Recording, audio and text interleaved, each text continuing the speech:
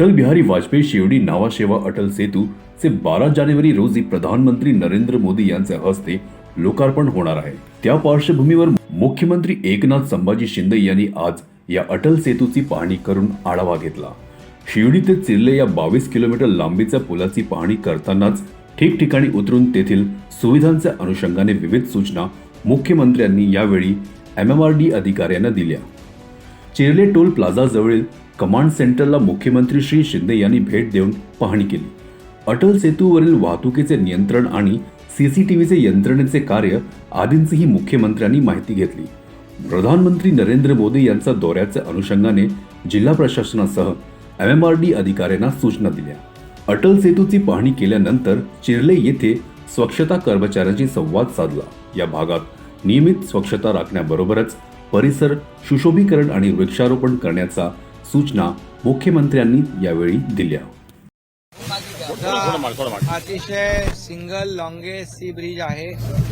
हा जमिनीवर मँग्रोवच्या एरियात आणि पाण्यामध्ये असा हा देशातला सिंगल लॉन्गेस्ट आहे। जगभरातले देखील अशा प्रकारचे सिंगल लॉन्गेस्ट सी ब्रिज आहे त्यापैकी देखील एक आहे। त्यामुळे याची विशेषता जी आहे हा खरं म्हणजे 22 किलोमीटरचा हा ब्रिज आहे, सी ब्रिज। आज 2 तास लागतात मुंबई, नवी मुंबई, ठाणे आणि रायगड। हा सुरू झाल्यानंतर केवळ 15 मिनिटांमध्ये मुंबईतला माणूस चिर्ले रायगडमध्ये पोहोचेल। तिथून मुंबई पुणेला कनेक्ट करेल, मुंबई गोवाला कनेक्ट करेल, त्याचबरोबर वसई विरार अलिबाग मल्टीमॉडल कॉरिडॉरला कनेक्ट करेल। त्याचबरोबर इकडे वरळी कनेक्टर आपण करतोय, मरीन ड्राईव्ह कनेक्टर आपण करतोय, रिव्हर सर्क्युलेशन ड्रिलचा अत्याधुनिक वापर आपण केला।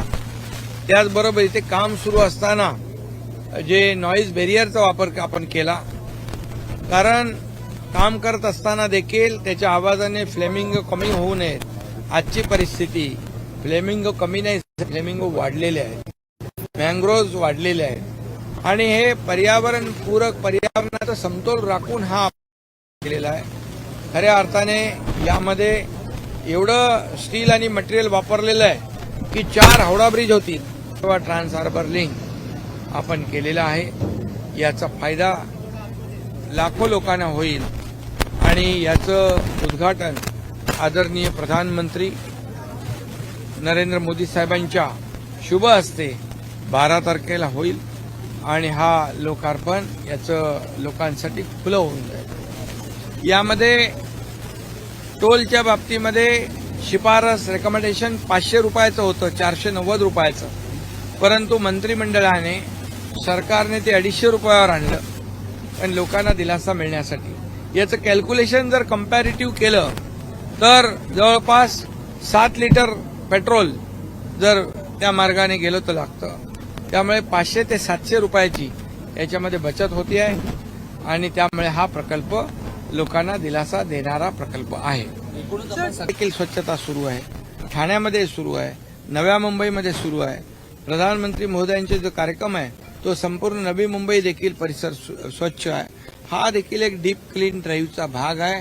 हा अभियान जो आहे हा आम्ही फक्त मुख्यमंत्र्याचं अभियान नाही, मुंबई महापालिकेचं अभियान नाही, सरकारचं अभियान नाही, हे जनतेचं अभियान आहे। ही पब्लिक मुवमेंट या ठिकाणी आहे। आता आपण पाहिलं मरीन ड्राईव्हला सगळे पब्लिक जनता उतरली होती, त्याच्यामध्ये NGO उतरले होते, मुलं उतरली होती। त्यामुळे विरोधकांना बोलण्यासाठी दुसरं काही जागा नाही। दिखावा करण्याचं काम त्यांनी 2.5 वर्ष केलं, तेही त्यांना नीट करता आलं नाही, हे दुर्दैव आहे। त्यामुळे आमच्या कामावर बोलण्याचा नैतिक अधिकार त्यांना नाही। आम्ही आमचं काम करत राहू, त्यांना त्यांचे आरोप करत राहू दे। CEN न्यूज, देश प्रदेश की ताजा तरीन खबरों के लिए CEN न्यूज को सब्सक्राइब करें और रहें पल पल की खबर से हर पल बाखबर।